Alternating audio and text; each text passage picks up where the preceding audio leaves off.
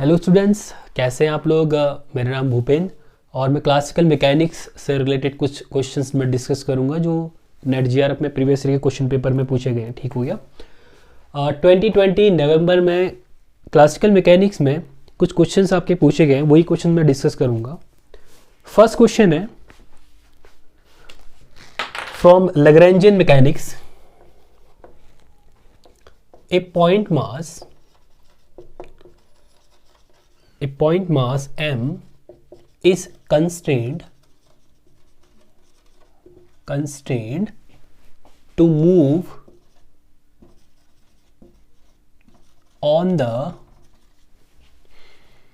inner surface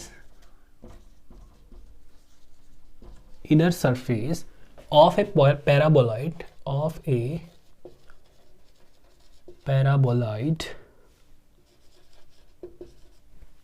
of revolution। ये given है equation x square plus y square is equal to az, where a is greater than 0 is constant।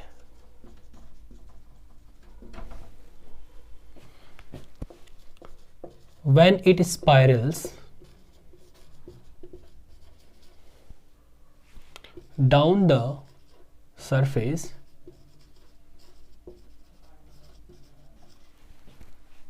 under the influence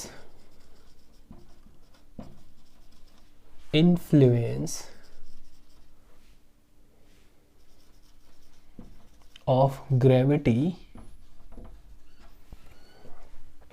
along z axis or z direction,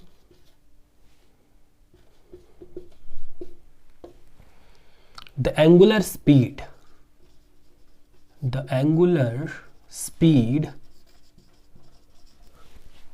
about the z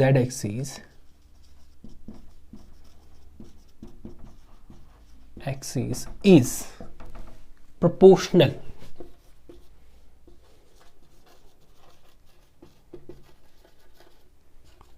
to। ठीक है, तो सबसे पहला काम क्या होगा, हमारा जो क्वेश्चन गिवन है उस क्वेश्चन को हम केयरफुली रीड करेंगे। ठीक, जब हम क्वेश्चन को केयरफुली रीड करते हैं, रीड करने के बाद हमें कुछ आइडिया मिल जाता है कि वो क्वेश्चन किस टॉपिक से पूछा गया। ठीक हो गया। First, a point mass m is constrained, here is constrained. Constrained का मीनिंग क्या होगा कि वो एक इक्वेशन, कंस्ट्रेंट इक्वेशन को फॉलो करेगा, that is x square plus y square is equal to a Z.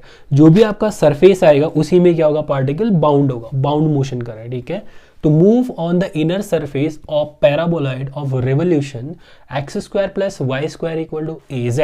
अब इसको मैं ड्रॉ करूंगा, this is the paraboloid, x axis, y axis and z axis. अब पैराबोलॉइड है तो 3 डायमेंशनल सरफेस होगा, 3 dimensional surface, this is the 3 dimensional surface. ठीक, एक कोई पार्टिकल है विच है मास m। अब जैसे मैं इसको इस पॉइंट से रिलीज करूंगा तो ये क्या करेगा, मूव करेगा अंडर ग्रेविटी, तो स्पाइरल मोशन होगा इस तरीके से। ठीक है, अब मुझे क्या निकालना है, एंगुलर वेलोसिटी निकालनी है और angular speed about z axis. That means ये क्या कर रही है, z एक्सिस के अबाउट रोटेट कर रही है। ठीक है, तो वही मुझे फाइंड आउट करना है कि वो किसके प्रोपोर्शनल होगा। ठीक है, फर्स्ट अब मुझे ये चीज़ पता चल गई कंस्ट्रेंट मोशन है, तो अब इसको सॉल्व कैसे करेंगे। इसको सॉल्व करने के लिए अब मेन टॉपिक क्या होगा, लैग्रेंजियन मैकेनिक्स हम इसमें यूज करेंगे। लैग्रेंजियन मैकेनिक्स में क्या होता है, Lagrangian L is equal to what, T minus V. T क्या हो जाएगा, काइनेटिक एनर्जी, और V क्या हो जाएगा, potential energy. Kinetic energy and potential energy of a particle which is moving under some field, किसी फील्ड के अबाउट वो क्या कर रहा है, मूव कर रहा है, मोशन कर रहा है। ठीक हो गया। अब लैग्रेंजियन में क्या होता है कि basically we have to find the generalise coordinate. ठीक है, जब जनरलाइज कोऑर्डिनेट मिल जाएंगे, जनरलाइज कोऑर्डिनेट की हेल्प से हम वेलोसिटीज निकालेंगे, वेलोसिटी निकालने का फिर काइनेटिक एनर्जी मिल जाएगी, और उसके बाद हम इजीली इस फिगर को देख के पोटेंशियल एनर्जी भी कैलकुलेट कर लेंगे। ठीक हो गया। तो जब भी इस तरह की प्रॉब्लम्स आती है तो वहाँ पे हमें ये चीज़ सोचनी होती है कि हम इजीली इसको कैसे सॉल्व करें और विथ मिनिमम टाइम में हमें प्रॉब्लम सॉल्व करनी होती है। ठीक हो गया। चलो हमें पता चलेगा कि ये आपका जो है लैग्रेंजियन मैकेनिक्स है, और लैग्रेंजियन मैकेनिक्स में we have to find kinetic energy and potential energy to complete the Lagrangian formalism. ठीक हो गया। L is equal to T हो जाएगा क्या, half mv² minus V is the gravitational potential energy that is nothing but mgz। ठीक है। अब मैंने क्या बोला कि अगर मैं बात कर रहा हूँ लैग्रेंजियन की, तो first we have to find the generalised coordinate. अब जनरलाइज्ड कोऑर्डिनेट क्या होंगे, the independent set of coordinates to define the dynamics of a given object under a given field. ठीक हो गया। अब क्या होगा यहाँ पे, बेसिकली अब ये मूव कर रहा है under the influence of gravity inside the surface of paraboloid. अब यहाँ पे कौन से कोऑर्डिनेट हम यूज करें, क्या स्फेरिकल कोऑर्डिनेट यूज करना चाहिए या सिलेंड्रिकल कोऑर्डिनेट यूज करना चाहिए या कार्टेशियन कोऑर्डिनेट यूज करना चाहिए। तो जो सबसे इजी रहेगा वो होगा cylindrical polar coordinate. Cylindrical polar coordinate r phi z। r क्या हो जाएगा, r is the distance from z axis of given particle. ठीक। तो polar spherical cylindrical polar coordinate में जो वेलोसिटी क्या होती है, v is equal to r dot unit vector along the direction of radius plus r phi dot e phi plus z dot e z। ये क्या निकल जाएगा, velocity of a particle inside the paraboloid. ठीक। When we use a cylindrical polar coordinate, ये आ गया v। ठीक है।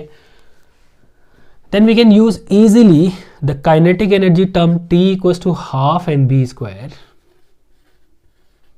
तो half mv², v dot v क्या हो जाएगा, half mr dot square plus r phi dot का whole square plus z dot square. ये क्या आ जाएगा, kinetic energy term. Another is potential energy term, v is equal to what, mgz। This is the reference line. Reference line होगा तो इस point पे जो पोटेंशियल होगा, पोटेंशियल क्या होगा, 0। At any instant of time t, the position of a particle is given by this z, the perpendicular distance from the plane xy plane. ठीक हो गया। तो ये जाएगा mgz। ठीक हो गया। Put these terms in the Lagrangian. तो लैग्रेंजियन में क्या हो जाएगा, half mr dot square plus r phi square plus z dot square minus mgz। अब ये लैग्रेंजियन तो मिल गया। अब फाइंड आउट क्या करना है, we have to find the angular speed about the z axis. Angular speed about the z axis. अब सबसे पहले हम यह चेक करेंगे जो लैग्रेंजियन है, लैग्रेंजियन किसका फंक्शन है। ठीक है। लैग्रेंजियन किसका फंक्शन हो गया, r dot z dot and z। अब यहाँ पे किसका फंक्शन नहीं है, फाई का फंक्शन यहाँ पे नहीं है। If L is independent from some generalise coordinate, तो उस जनरलाइज कोऑर्डिनेट के करस्पॉन्डिंग जो जनरलाइज मोमेंटम होगा वो क्या रहेगा, ऑलवेज कांस्टेंट। अब क्या होगा, L is independent from phi, del L by del phi is equal to 0। तो इसके करस्पॉन्डिंग जो मोमेंटम होगा वो ऑलवेज क्या होगा, constant. That means phi p phi is equal to constant. ठीक है। p phi is equal to constant. p phi is nothing but p phi is equal to d by d t, sorry, p phi is equal to del L by del phi dot, ये क्या हो जाएगा, angular momentum p phi is equal to constant, कोई भी एक constant value ले लो, constant कुछ भी आ जाएगा। ठीक है। This is equal to constant. अब क्या होगा, L किसका फंक्शन है, फाई डॉट का, इसको डिफरेंशिएट कर देंगे with respect to phi dot, तो क्या मिल जाएगा, del l by del phi dot is equal to, जो भी इक्वेशन आई थी इस इक्वेशन में अगर मैं डिफरेंशिएट करूंगा तो कितना आ जाएगा, कितना था वहाँ पे, Lagrangian L is equal to what, half M R dot square plus R phi dot का square plus Z dot square minus other is M G Z.